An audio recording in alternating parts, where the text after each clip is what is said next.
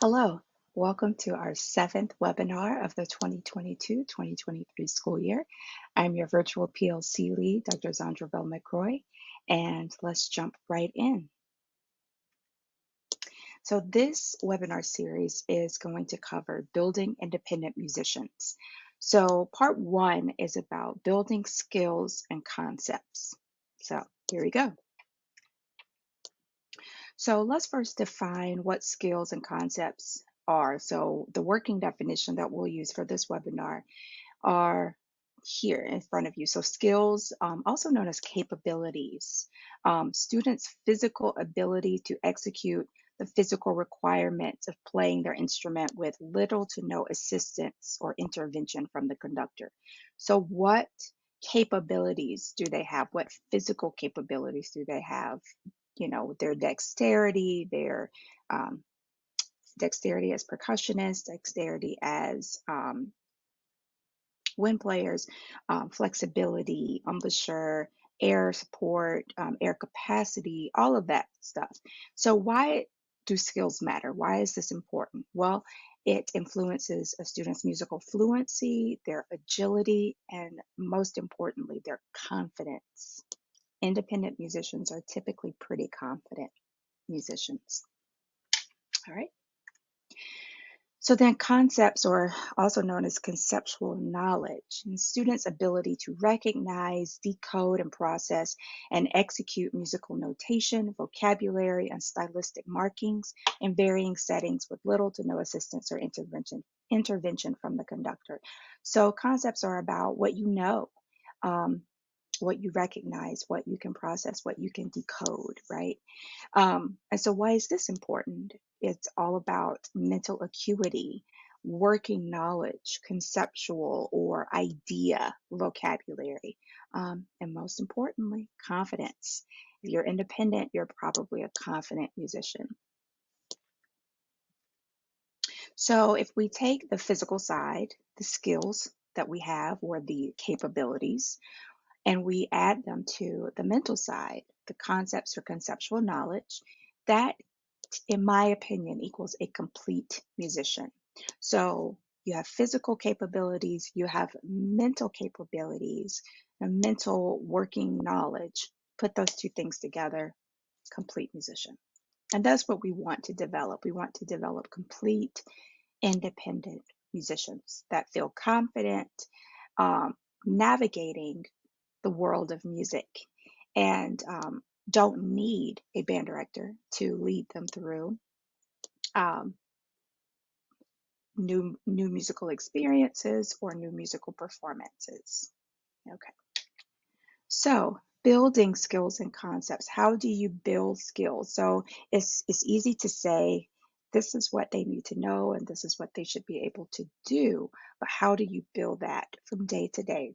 So things that I use in my classroom to build skills, and those are capabilities, are technical studies, including scale studies. So having them play the scales as well as different scale patterns, different like thirds, and I call them the turnaround studies, or any variation of that. All of those different scale studies that we all do to build our dexterity. Counting and rhythm reading exercises. So, can they actively count? And that is one of those areas where it kind of can live in both worlds. Of course, the systematic approach to counting and rhythm reading is knowledge based, but the actual act of engaging in counting and reading and playing it, that's also a skill. Lip slurs, flexibility exercises. So for brass players, lots of lip slurs, lots of flow studies, lots of like harmonics for flutes, um, things like that, crossing the break for clarinet. So getting them used to being flexible on their instrument and being able to move around all the ranges of the horn that are necessary for the level of music that they are performing.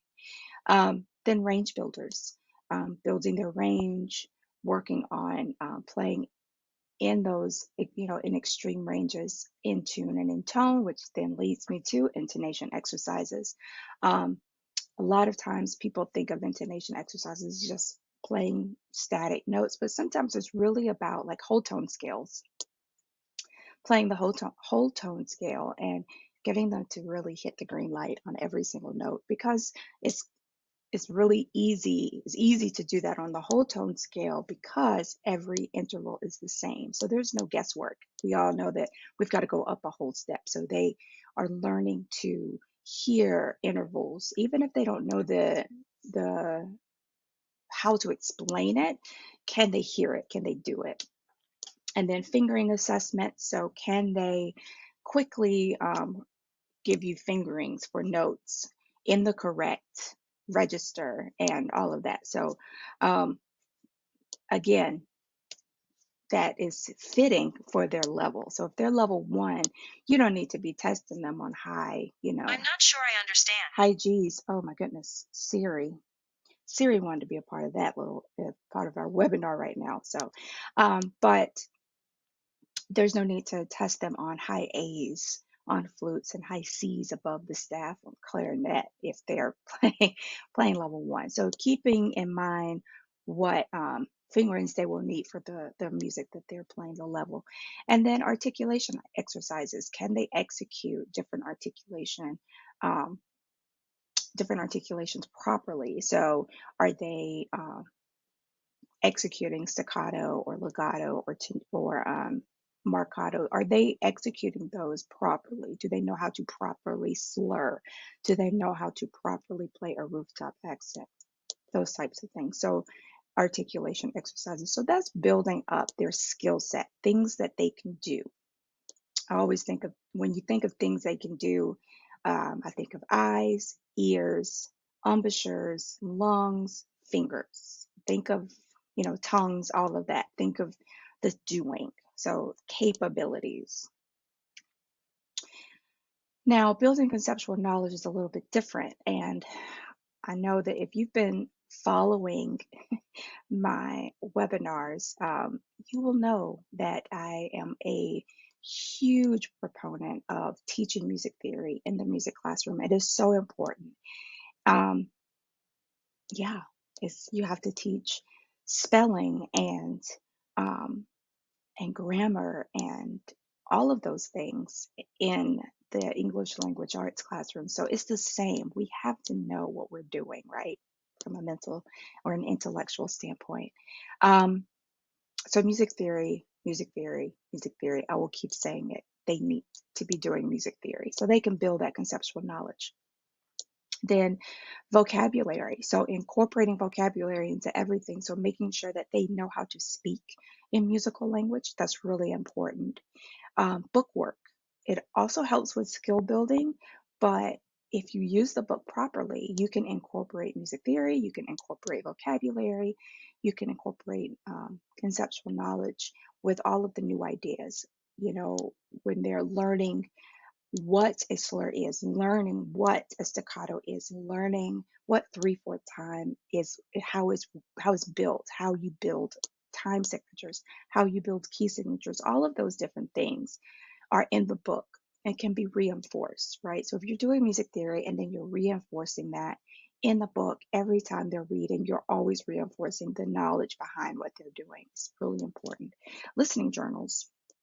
A lot of people think of listening journals as just kind of a subjective, this is how I hear the music, but sometimes you can use them to help reinforce music vocabulary, help reinforce their conceptual knowledge, their ideas, musical ideas, and how they can communicate in a musical language, right? So it's a low stakes way to do that because guess what? No one else reads it but you. And so you can get a glimpse into what's cooking in their brain without putting them on the spot and asking them to identify something in front of the entire class. So remember, it is important to build and assess students' conceptual knowledge and skills frequently. So playing tests, quick assessments in the classroom just down the line. Um, lots of questioning, lots of getting them to answer in chorus, all of those types of things can work. I mean, all assessments don't have to be really formal assessments. Some of them can be more informal and just kind of formative in nature, right? But there also need to be summative assessments and more formal formative assessments so that you can really assess whether or not they can do the work at hand and they understand the work they're doing. So keep this in mind. Pay attention to what the repertoire that they are reading and interacting with demands of them, and ensure that they have the needed skills and conceptual knowledge to do that. This helps you as the teacher from slipping into rote teaching. It's really easy to slip into rote teaching if we don't plan ahead and look at what we want to do, what we want them to perform, and then plan backward from that. So again, I'm bringing up things that I've brought up in previous webinars, um, but it keeps them from slipping into rote teaching, or keeps you from slipping into rote teaching and them into rote learning, and depending on you to navigate new musical experiences, right? And so, if we're really building independent musicians, we want to make sure that we are not allowing ourselves to do anything that's going to derail their ability to navigate the musical world without us. So, if you have any questions, any feedback, any ideas, any things that you do to build that conceptual knowledge and those skills in your students or build independent musicians, hit me up and drop me a little note in the discussion board. Share with all of us. We'd love to hear from you.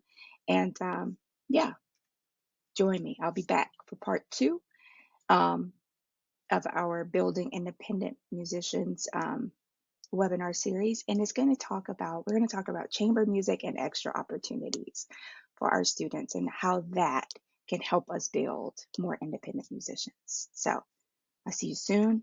Don't forget, you can always find us at Godot.org or on any of our social media platforms, Facebook, Twitter, Instagram, or on YouTube, which is where this video will be housed. And I will see you very soon. Bye-bye.